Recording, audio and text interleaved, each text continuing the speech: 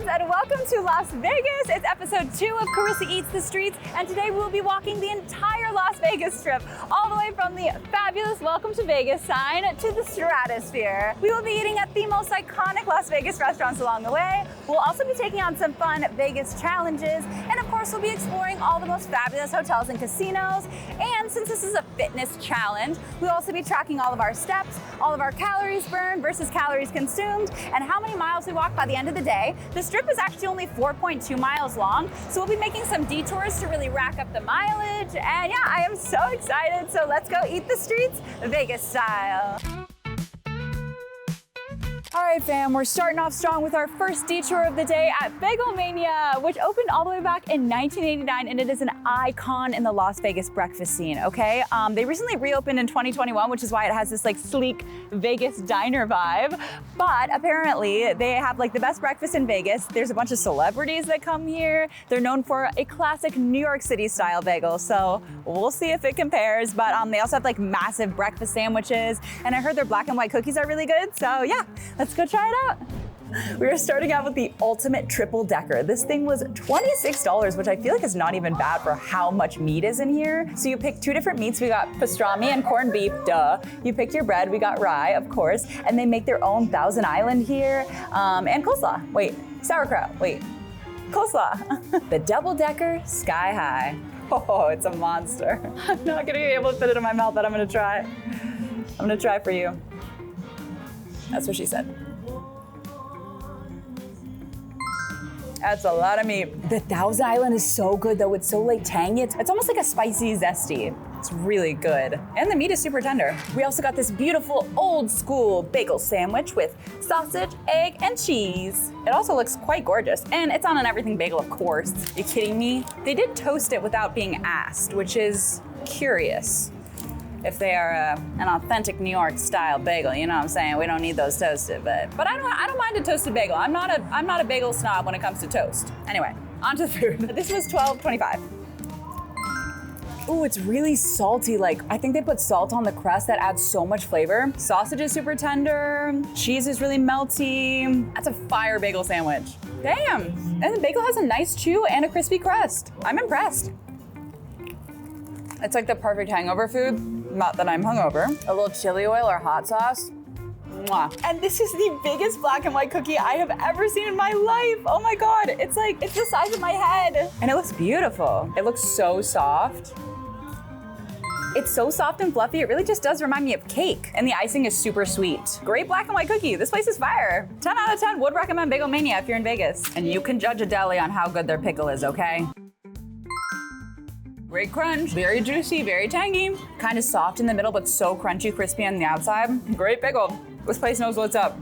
All right, my loves, we are so full of bagels and corned beef, and we have officially begun our walk. It is 10 a.m. and like I said, the strip is only 4.2 miles long, but I'm thinking with all the different detours, we'll probably walk closer to like 7 miles today, I'm hoping. It's also already 90 degrees at 10 a.m. and there's an extreme heat advisory out today, so it's going to get all the way to 102 degrees. So we will be drinking a lot of water, okay? And for a fun challenge throughout the day, I've made this like scavenger hunt style list of things that we're looking to find. So first, we need to find a bachelorette party group. We need to find a street performer. We need to find someone wearing a Vegas Golden Knights or Raiders t-shirt or hat, a limo, a group of people with matching t-shirts, and a singing gondolier, which we will find at the Venetian. We'll keep an eye out. You keep an eye out too, okay? All right, you guys, so the first hotel that we're walking by is Mandalay Bay, which is, of course, the site of a horribly tragic event back in 2017 that deeply impacted the Vegas community. There were a lot of lives lost, so I didn't just want to walk by without mentioning that. It not only impacted Vegas, it impacted the entire country, and today there are a lot of memorials and spaces dedicated to honoring those individuals and their families. So yeah, I also just wanted to honor them and just take a moment to remember all the lives lost and their families. The next casino we are passing by is Luxor, which is a bit of a controversial one. Of course, it's shaped like a pyramid with a giant sphinx out front, but at night the light source that shoots from the top of the pyramid can be seen from space. And some people feel that its Egyptian themes are a bit of a cultural appropriation. For example, there used to be a Nile River ride inside, but it has since been closed down. But yeah, That's Luxor. Next up, we are passing by Excalibur, which is another hotel that's kind of hard to miss. This medieval themed hotel was the largest in the world when it opened in 1990. It's of course named after King Arthur's sword, and it is designed to look like a castle. That's all I have to say about that. Let's keep walking. We're now walking by New York, New York, which opened the year of my birth, 1997. I feel right at home. They've also got a 200-foot replica of the Brooklyn Bridge that I think they have like performances on. They also have this whole roller coaster. I wish we had roller coasters in New York City. Yeah, so that's New York, New York. All right, fam, we're here at the Welcome to Las Vegas gift shop in the MGM Grand, and it's time for our first challenge of the day, okay? Chris and I will be competing. We have 10 minutes to each find a souvenir that's $5 or under, and then at the end we have to decide which person's souvenir is better. 10 minutes start now. Let's go find souvenirs. Woo! A bottle opener that's shaped like a vet, or a rainbow shot glass. There's so many options.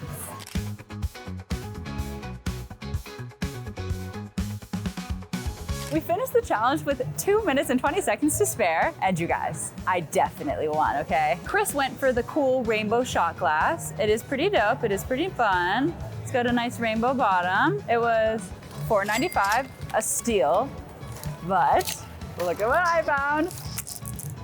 It's a pen with like little beads and hair. And it says Las Vegas. Look, they like pull, you can play with them. It looks like a plumbus from Rick and Morty. How cool is that? Tell me I didn't win. Under $5? Infinite entertainment. It's a plumbus. All right, okay, we gotta keep going, we gotta keep going.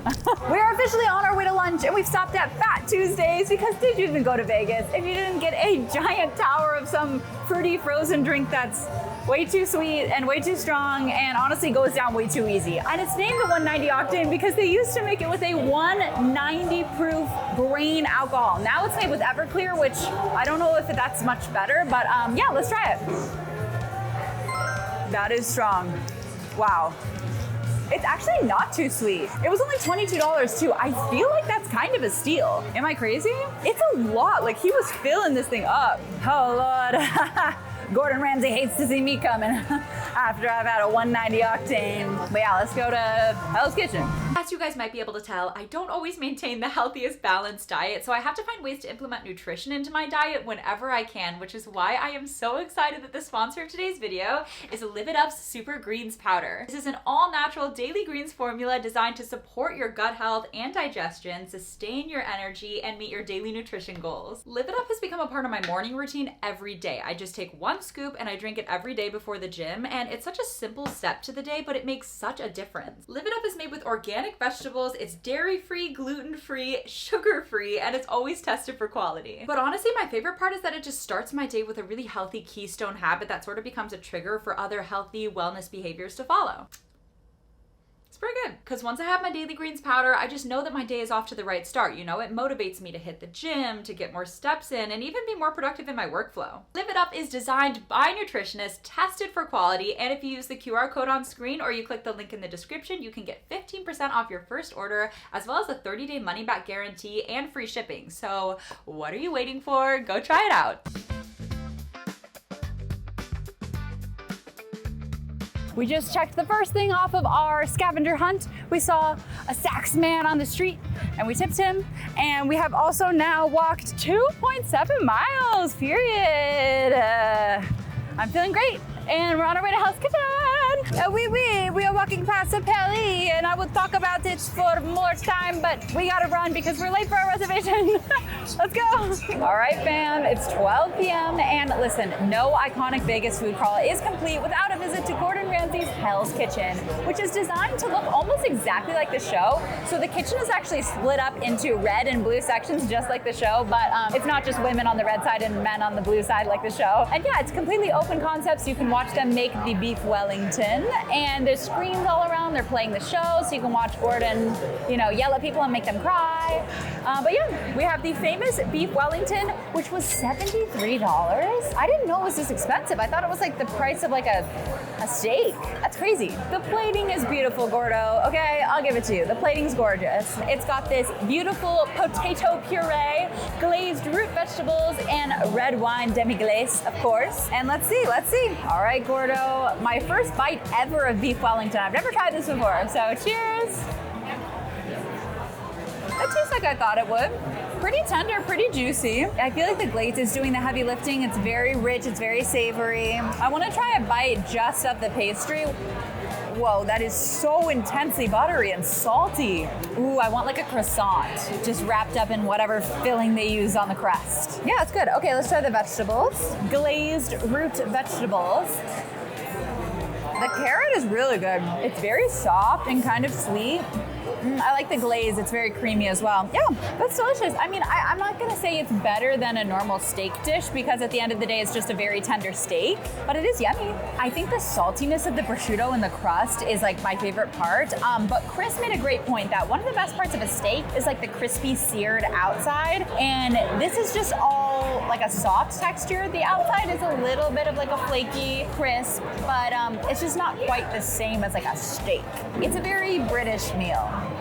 You know what I'm saying? And of course, we had to try Gordo's famous sticky toffee pudding. You get it, it's sticky toffee pudding. This looks amazing. Cheers. It's so cinnamony, it tastes like Christmas. It's so soft too. It tastes like Cinnamon Toast Crunch. It tastes exactly like Cinnamon Toast Crunch, I swear to God. That's kind of weird. But yeah, it's very soft. Yeah, it's fluffy, it's moist. I don't think it's worth $26, but if you like Cinnamon Toast Crunch, you'll probably love it. Yep, and that was Gordon Ramsay's Hell's Kitchen. All right, you guys, we're back. We're walking again, and we're walking past Caesar's Palace, which opened in 1966, so this is actually one of the oldest hotels on the entire Strip. It is also home to one of the most acoustically perfect theaters in the entire world, where Celine Dion performed 1,100 shows. Icon legend, Celine, love you. And I mean, it's not the real Caesar's Palace, right? Like, did Caesar live here? No. No, I don't think so. Did Caesar live here? No. I didn't think so. I don't know if you can tell that he's singing, so we get to check another tick off our list on our scavenger hunt. And we have just crossed over to one of my favorite resorts in Vegas. It's the Venetian, which is modeled after Venice, Italy, of course, and it's known for these long, winding indoor canals where we have just checked a singing gondolier off of our list. And combined with the Palazzo, there's over 7,000 suites in these hotels, making them the second largest hotel complex in the entire world. It cost over $1.5 billion to build this complex. And it's beautiful. I mean, it's like, you really feel like you're outside. I love it. Want to be indoors and outdoors all at once? The gazebo. All right, fam, it is now 1:42. We've walked 4.8 miles already, and we have made a pit stop back at the hotel we're staying at. It's the Wynn, which is one of my personal favorite hotels on the entire Strip. Just every inch of this place is so beautifully curated. There's like mosaic tile floors, these live floral displays in the atrium. There's like a parasol bar with a fountain out back where they do LED shows every night. It's just like, it's, in my opinion, one of the most beautiful resorts on the Strip. And we're gonna change, and then we're gonna head to happy hour and dinner, and then more food. So yeah, let's go change and let's get back out there. And one of my other favorite parts about Vegas is how interconnected all of the different casinos are. So like, it's 101 degrees outside right now, but we're walking all the way from the MGM Grand through the Arya to the Bellagio inside the whole way. So, suck it, weather. I've got a roof.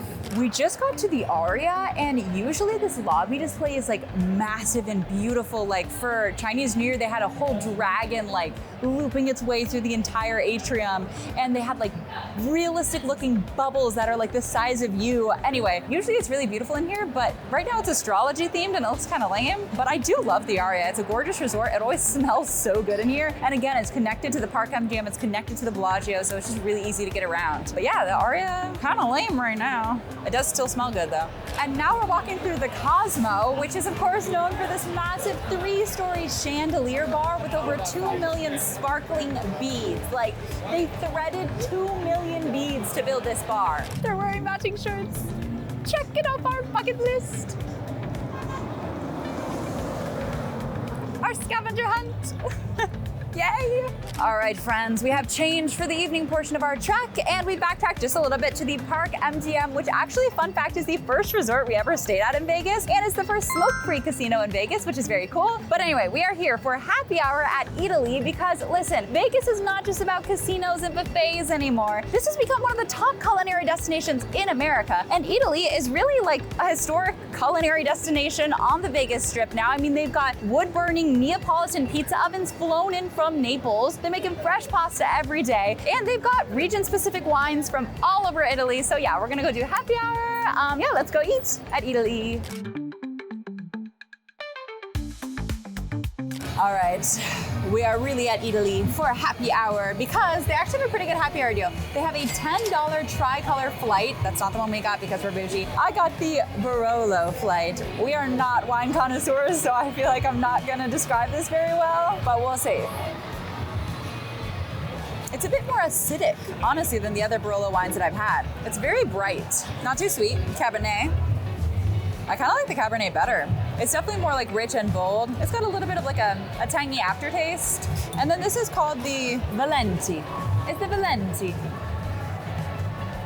That's nice too. Kind of similar to the others, but delicious.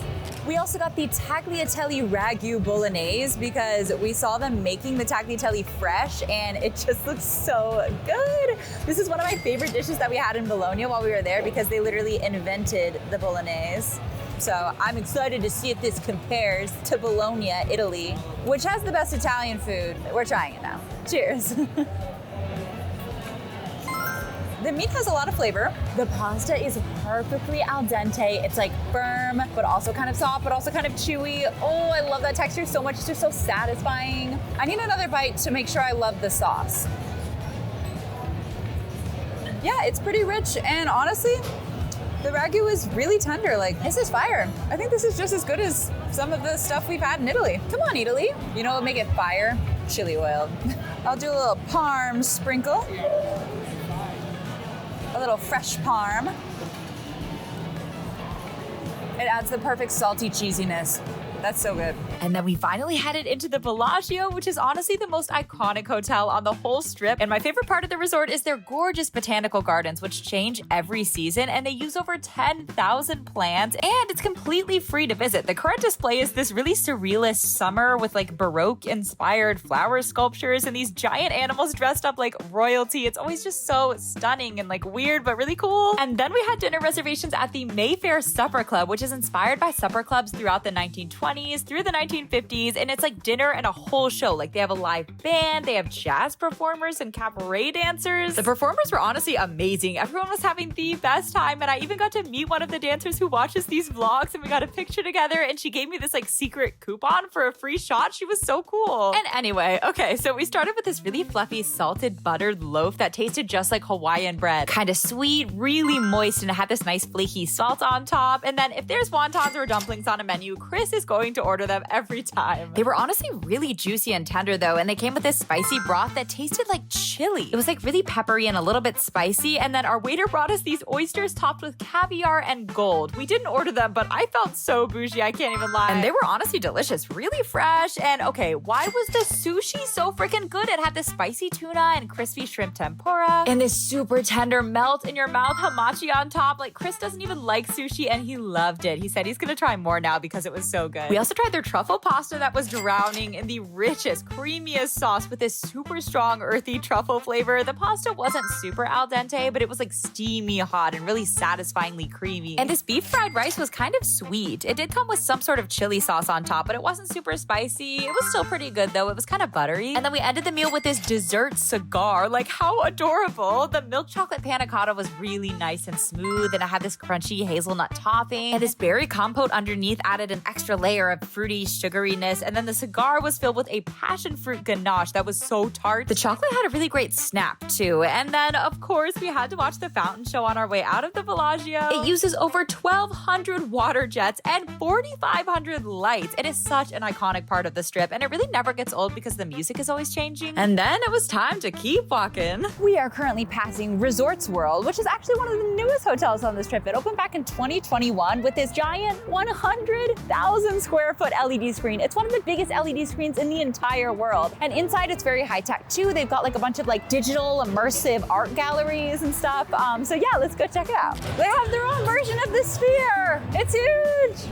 Well, my loves, we have finally made it to our last restaurant of the entire day. It's the famous Peppermill restaurant and Fireside Lounge. They've been serving up like giant oversized breakfast platters and scorpion cocktails for over 50 years. They're open 24/7. They've been featured in a lot of famous movies like Casino and Showgirls, and the vibes are the exact same as they were all the way back in the 70s, tacky and fabulous. So let's go eat some pancakes. This is the biggest pile of nachos I have ever seen in my entire life. Oh my God.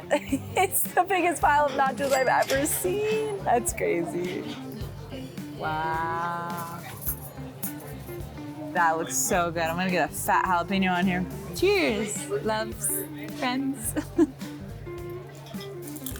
They kind of taste like the nachos that you would make at home as a kid, like in the best way. Like they're so nostalgic. It's just like Monterey Jack cheese that you get from the grocery store, and chopped up jalapenos, and it's great. It's comforting, it's nostalgic, cheesy, it's spicy. There's a bunch of onions, there's a bunch of tomatoes. It's hot, it's fresh. It also came with some refried beans, some sour cream.